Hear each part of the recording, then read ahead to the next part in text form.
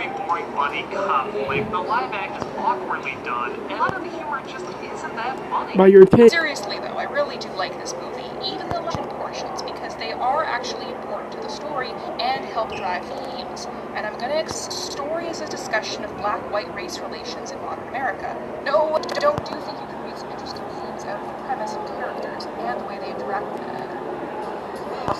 I was University of Chicago, where I did 5 data capture. My BA started cold and flu, as well as a master's in journalism. Study? New book side of the digestive tract got no blood answers. I'm not kidding, man. One was crack syphilis. Was in the, right in the bucket. See how this man is a symbol for modern American society. Dad, there's only 4 steps. Let's establish 2 important assumptions which are going to underscore this analysis. Everyone in this movie functions as the character they are written as, but the animated characters are also representations of the real-life races of their voice actors. Okay? Oz Jones, voiced by Chris Rock, literally is a black man living in a white man's world. From a socially disadvantaged background, didn't go to post-secondary, but takes his job seriously and wants to protect Frank. But he's constantly being belittled, undermined, and disrespected by his white Working count that doesn't fit in. Ooh, the angry commissioner. Oh, how about cracking one-liners against authority? Romantic lead whose personality is invisible. Right.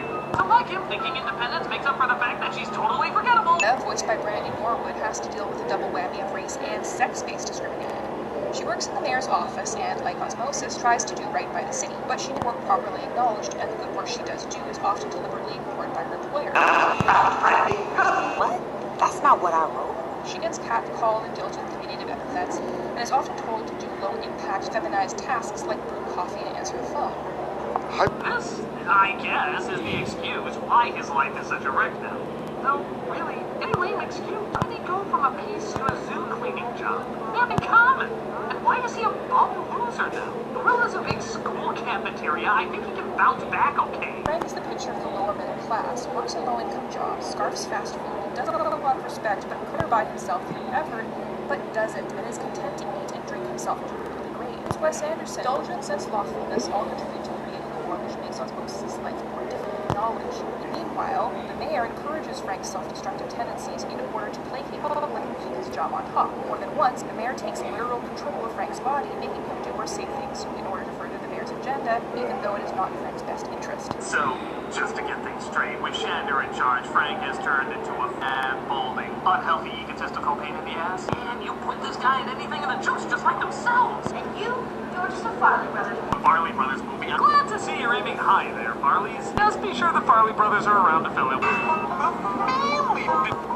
That's gonna haunt the shit out. Like trivia, the film was originally conceived to have a PG-13 rating, glaring, and a higher violence level. The inclusion of the Farley Brothers shifted the focus more towards slapstick comedy and gross out humor.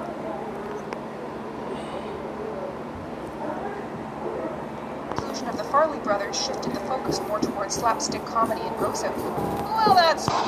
Clear off his vacuum.